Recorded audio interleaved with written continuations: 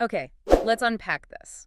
This whole idea of navigating life and work, effectively. Hmm. But not just like quick fixes or productivity hacks. We're talking about something, well, deeper.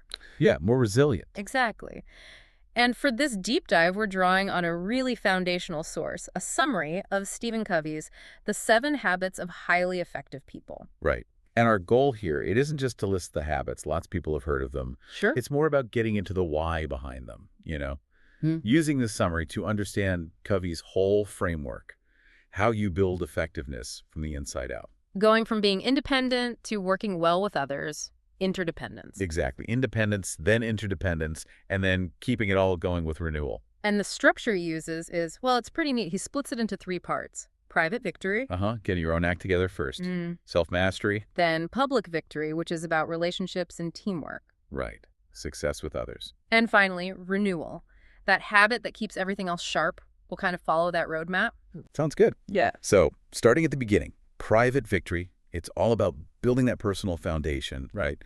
Character, self-leadership. Before you even think about leading others or collaborating effectively. Precisely. So the absolute first step, habit 1, be proactive. We hear this term a lot, but what's the core idea the source pulls out? Well, the main thing isn't just, being busy. It's realizing you are responsible. You have the ability, the power, really, Yeah. to choose how you respond to whatever happens. Ah, okay. So it's not just reacting. Exactly. It's the idea that you're not just a product of your circumstances. You're a product of your decisions. That's a key quote from the source material. I am not a product of my circumstances. I am a product of my decisions. That really shifts the focus, doesn't it? From feeling like a victim to having agency. It does. And the summary makes this really important distinction and talks about your circle of concern versus your circle of influence. Okay. Your concern is like all the stuff you worry about but can't really change. Politics, the weather, other people's choices. Oh, God. Your influence is the stuff you can actually do something about. Your attitude, your skills, your choices. Proactive people focus their energy there. Right, in that inner circle. That's where the leverage is. That's where real change happens. Reactive people, they tend to focus outward, blaming external factors. And I think the source points to language as a practical way to practice this, like shifting from I can't to maybe I choose not to. Yes, exactly. Or instead of, he makes me so mad, it's more like, I'm choosing to feel angry. Or better yet, I control my own feelings. It sounds subtle, but it's about taking ownership in those small moments. It is. Recognizing that space between stimulus and response, like you Oh. said, and consciously choosing. That's being proactive. Okay, so you've got this agency, you're choosing your response, but where do you point that energy? You need a direction, right? Absolutely. Which leads straight into habit 2. Begin with the end in mind. Vision, purpose. Exactly. The source puts it simply. Start with a clear destination to know where you're going. It's like having your own personal compass. It makes me think of that principle the summary mentions, that everything is created twice. First mentally, then physically. Right. You design the house before you build it.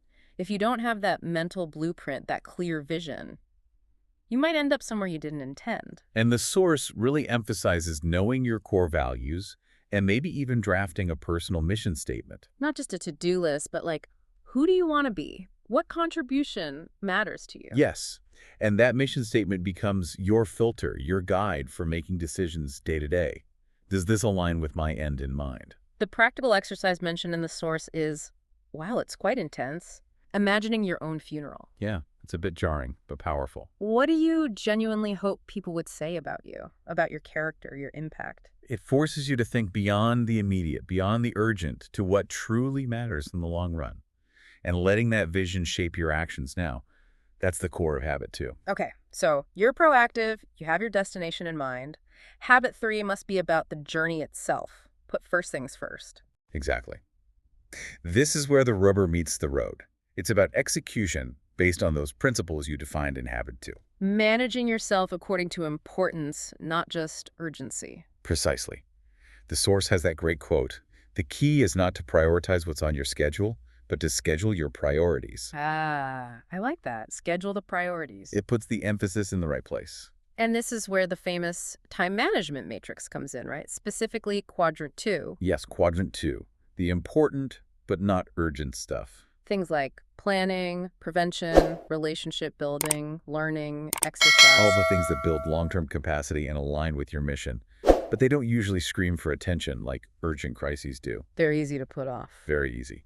So the big skill here, highlighted in the source, is learning to say no. Saying no to. To the urgent but unimportant, to distractions, to things that might be important to others but don't align with your end in mind. Saying no to the good so you can say yes to the best. So it's not about doing more, necessarily, but doing more of what matters, organizing your time around your values. Exactly. It takes discipline. It's basically living habit 2 on a daily and weekly basis. Okay, so these first three, be proactive, begin with the end in mind. Put first things first, they build that private victory. You're independent, self-governing. Right, you've got your foundation, but we don't live in a vacuum. No, we live and work with other people, so we need interdependence. Which brings us to the next set of habits, public victory, moving from I to we. And this starts with habit 4. Think win-win. What's the essence of this one, according to the summary? It's fundamentally a mindset, a philosophy for interaction. The source calls it a frame of mind and heart that seeks mutual benefit. So not just looking out for number one. No. And also not being a doormat, which is lose-win.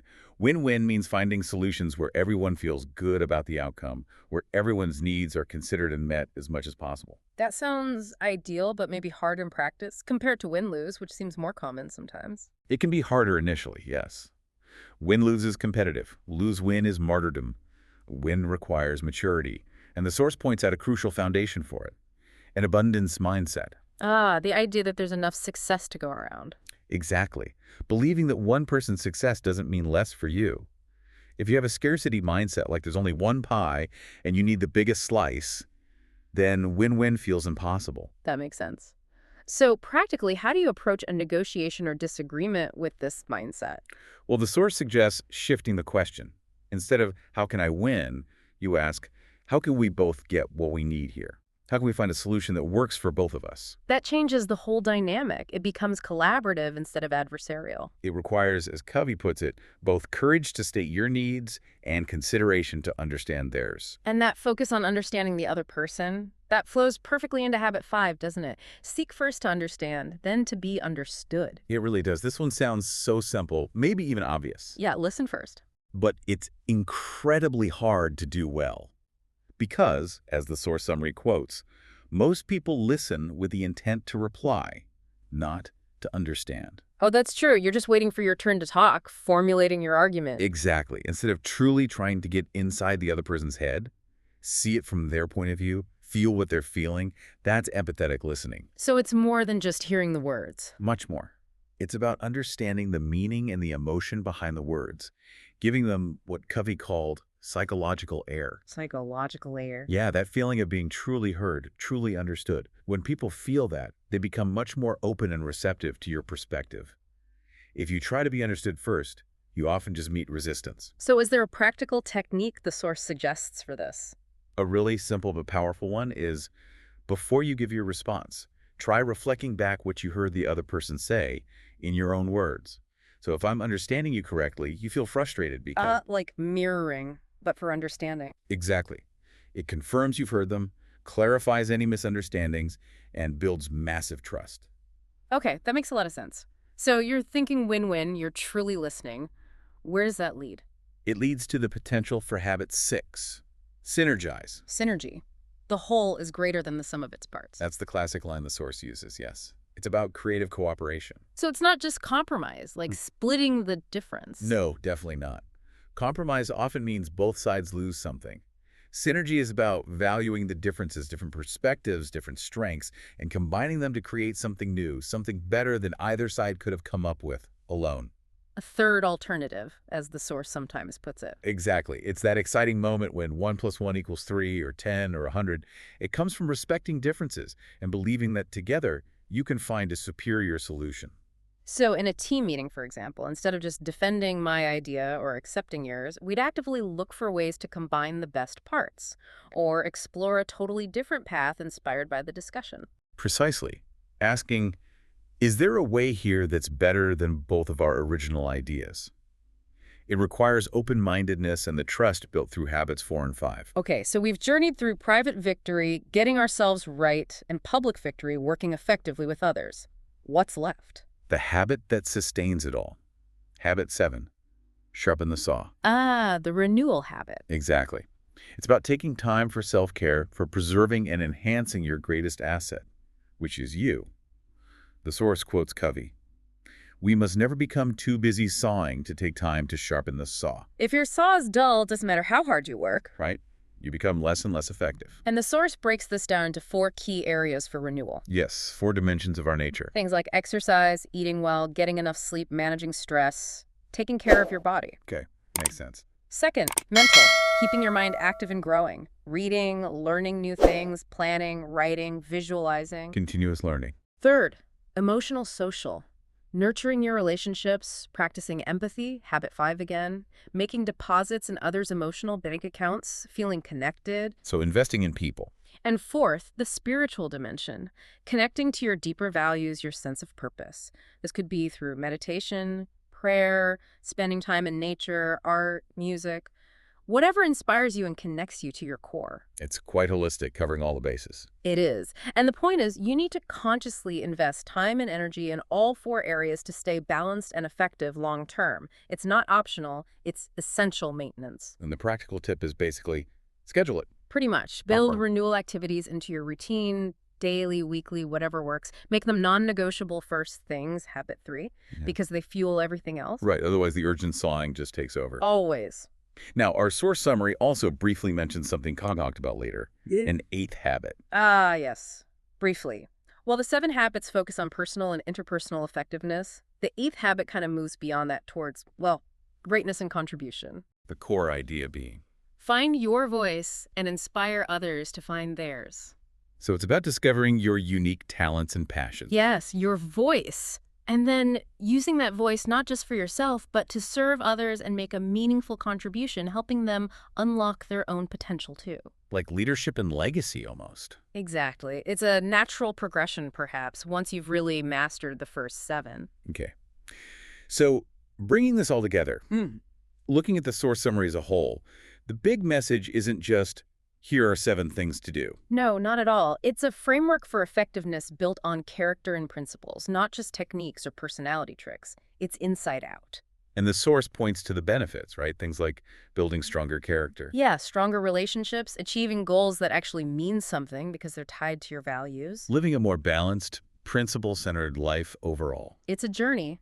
First mastering yourself, private victory, then mastering collaboration, public victory, and keeping it all going through renewal.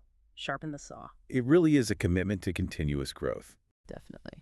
Well, we've certainly dug deep into the core ideas from this summary of the 7 habits. We've traced that path from independence to interdependence, all anchored by that idea of continuous renewal and living by principles. It's a powerful model for effectiveness. So if we accept this idea that true effectiveness comes from character and principles, not just quick fixes, here's a thought to maybe leave you with.